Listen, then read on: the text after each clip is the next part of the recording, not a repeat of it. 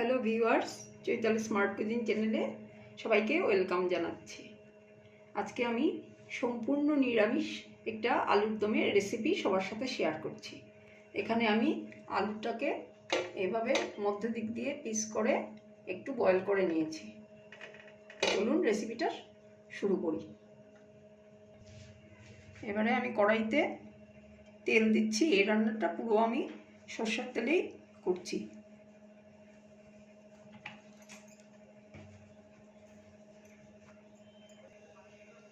এবার কড়াইতে আমি আলুগুলোকে ছেড়ে দেব।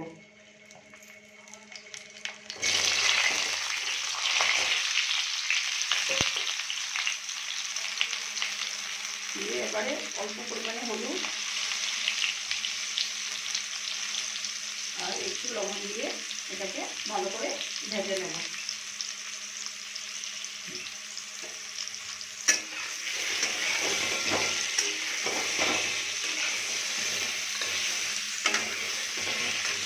একটু লাল লাল করে ভেজে নেব। তারপরে এটাকে আমি একটা প্লেটে তুলে নেব। এবারে আমি এই কড়াইতে আর একটু পরিমাণে তেল দিয়ে তার মধ্যে দিয়ে দিলাম গোটা জিরে, একটু দারচিনি, দুটো এলাচ আর দুটো তেজপাতা দিয়ে একটু ভালো করে এটাকে নাড়িয়ে নেব। একটা ভালো গন্ধ বেরোবে। তারপরে দিয়ে দেবো এখানে আমি জিরা, ধনে আর আদাকে একসাথে পেস্ট করে রেখেছি। এই পেস্টটা দিয়ে দিলাম।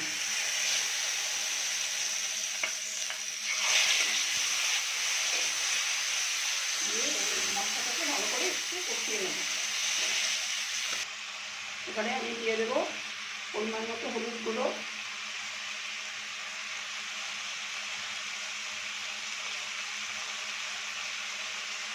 লবণ,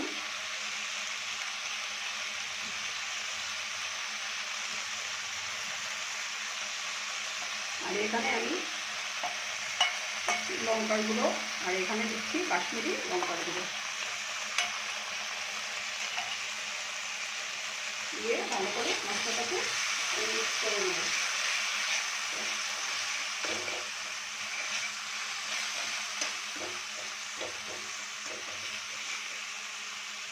মশলাটা আমার মোটামুটি ভাজা হয়ে গেছে, তেল ছাড়তে শুরু করেছে। এবার আমি মিডিয়াম সাইজের দুটো টমেটোকে আমি একটু গ্রেট করে নিয়েছি। এটাকে আমি তার মধ্যে দিয়ে দিলাম। এবার ভালো করে একটু কষিয়ে নেব যাতে টমেটোর থেকে কাঁচা গন্ধটা বেরিয়ে যায়। এবারে আমি এখানে কাজু, মগজ আর একটু পোস্তকে একসাথে পেস্ট করে নিয়েছি। এটা দিয়ে দিলাম।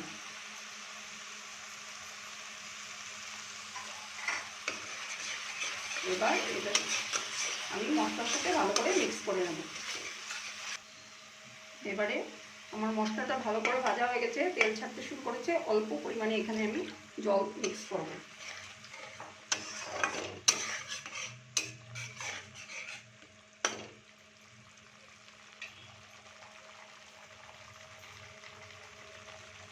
আর তাতে দিয়ে দেবো অল্প পরিমাণে চিনি।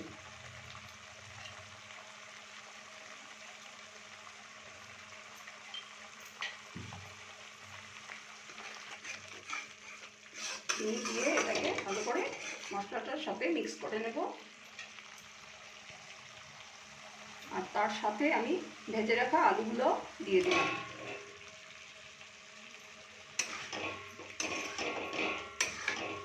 দিয়ে এটা ভালো করে নাড়িয়ে নেব।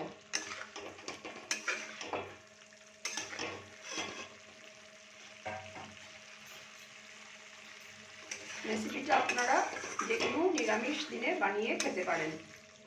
একবার অবশ্য এই রেসিপিটা বাড়িতে ট্রাই করার অনুরোধ রাখলাম সবার কাছে।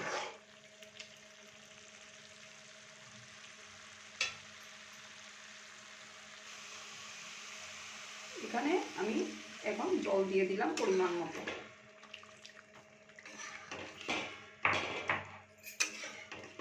আপনারা কে কোথা থেকে দেখছেন একটু কমেন্টে জানাবেন।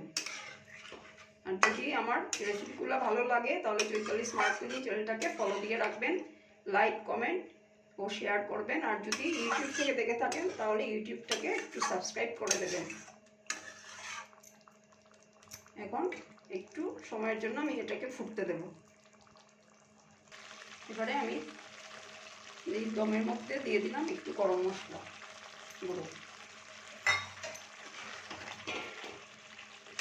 দিয়ে এটা ভালো করে মিক্স করে নেব। আর অল্প সময়ের জন্য আমি এটাকে ঢেকে দেব। এবারে আমি ঢাকনাটা বের করে দিলাম। বের করে একটু এটাকে নাড়িয়ে তার মধ্যে আমি দিয়ে দিলাম 1 চামচ ঘি। এটা সম্পূর্ণ একটা গাওয়া ঘি দিয়ে একটু নাড়িয়ে নেব। এই যে আমার নিরামিষ দম আলুর রেসিপি পুরো কমপ্লিট হয়ে গেছে। তো আপনাদের কীরকম লাগছে রেসিপিটা দেখে একটু কমেন্টের মাধ্যমে জানাবেন। এবারে আমি আলুর দমটা একটা বাটিতে নামিয়ে নিলাম।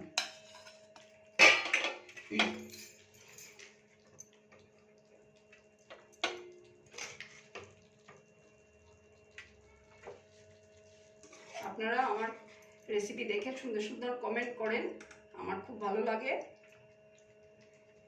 এভাবে আমার পাশে থাকবেন।